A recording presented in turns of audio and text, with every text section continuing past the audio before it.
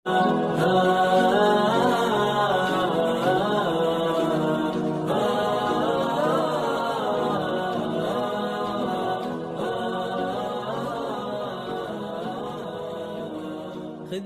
معك لا جيت ترحل عن الناس. أعوذ بالله من الشيطان الرجيم. بسم الله الرحمن الرحيم. السلام عليكم ورحمة الله تعالى وبركاته. kusoo dhawaada channelkeena hiba waan idin salaamay dhammaantiina meel walbaad joogtiin. jimco wanaagsan, ramadaan wanaagsan, wabacdeen jimco wanaagsan. maasha allah, alxamdulilah. ilaahay baa mahad iskale subxaanahu watacaala. alyowm yowm ljumca, alxamdulilah. mahad rabulcaalamiin baa iskale subxaanahu watacaala. maanta waxaan doonaya insha allah inaan ka hadlo mowduuc yar. horta subxaan allah, waxaa baraarujin mudan oon lisku yacni subxaan allah, horta inta dhiban ummadda nabi maxamed calayhi salaatu wasalaam, inta dhiban ilaahay subxaana watacaala dhibka ha ka qaado. inta xanuunsan ilaahay ha shaafiyo. inta matalan wax la-aan hayso ilaahay ha siiyo subxaanahu watacaala insha allah. subxaan allah, walaalkaada haddii uu matalan wax ku dhaco ma wanaagsano inaad yani inaad ku digatid. waxaa leeyihi soomaali waxay ku mahmahday usha walaalkaa ku dhacday yani usha walaalkaa ku dhacday gamuunkeeda miya ya yani aduu kuu iyaalaa.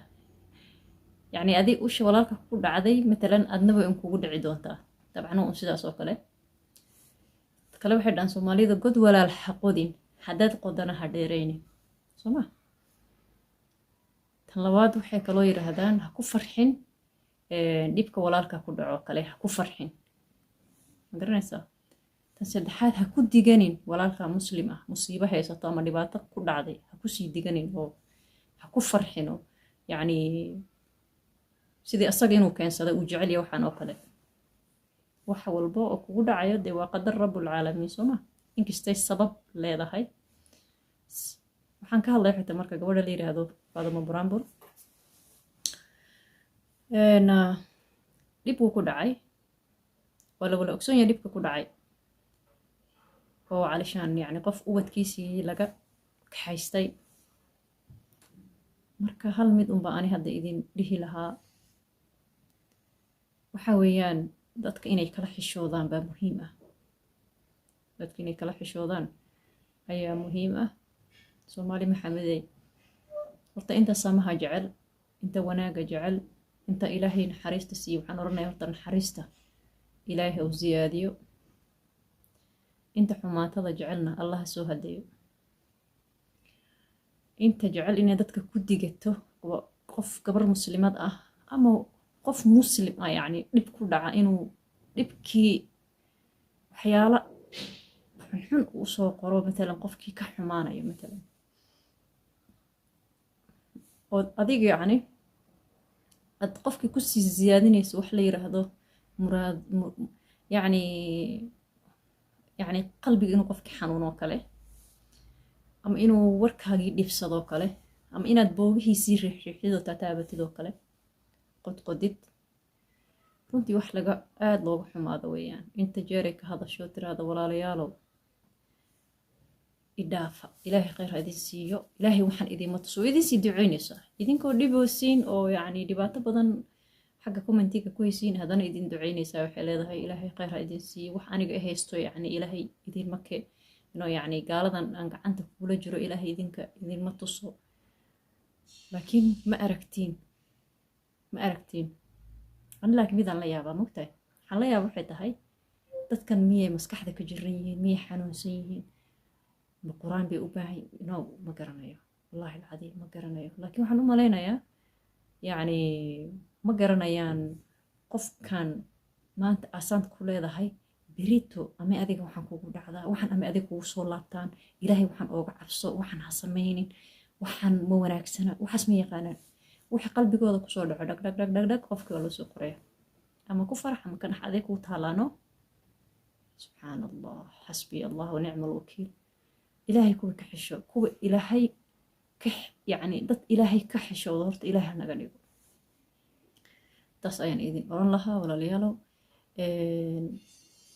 gabadhaas ayadaaba caruurteedii laga foofsadayoo gaalo caruurteedii haystaan meeshii gabar walaashaadoo muslimadaad u ducayn lahayd ood oran lahayd ilaahow gaaladaas kasoo furdaami owlaadaas ilaahow si sahal ah oo bilaa shuruud ah oo bilaa dhib ah ilaahow owlaadeeda oogu keen yaa ilaahow gurigaas ee mariyeen soo buuxi meeshii aad dhihi lahayd haddii ka waran adiga aad dhahdid ayadaa isku keentay ayadaa waxa dhacaya mas-uulka ah ayadaa sidan ah war bilaa rizina owlaada yacni bilaa sabab ma loo qaato aa la dhehe laakiin يعني wax kastoo sabab waay yani wax kastoo waa yani qadar raxmaan qofna ma isdhihi jirin qof had gabar kastoo ilmaheeda laga qaato hal maalin kuma seexan ilmaha laga qaadan doonaa mogtahay laakiin waa qadar ku dhacday ya waa qadar ku dhacday sababta marmar qaar baa iska imaato wixii oo wax yaroo easy baa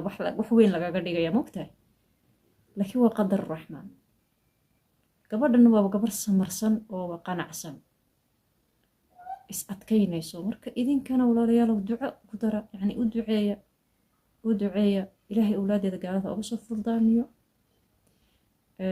maxaan ku raahday anigu wanaag iyo khayr ma qoyskaas la jecelahay ilaahay subxaanahu wa tacaala si naxariis leh ilaahay qaaliqa ah naxariista badan gargaarka badan kariimka ah dulqaadka badan ee kuwan wax soo qorayaba abuurtay kuwa wanaaga soo qorayana abuurtay kuwa dhibaatada ku dhacdana abuurtay kuwan gaaladana abuurtay kuwan muslimiintana abuurtay koonkana asaga iska leh ayaan waxaan oranaynaa xakiimow caliimow adigaa raxmaan ahe ilaahu gabadhaasi owlaadeeda si sahal ah ilaahu rabbiyo gaaladaas gacmahooda ooga soo furfur waa yowmul jumca waa maalin soon ah waa jimco ما شاء الله تبارك الله إلهي عنك أقبل سبحانه وتعالى بأسماء الحسنى والصفات العلى إلهي سبحانه وتعالى إحمانك كهفن إن حريستنا صاحبك هو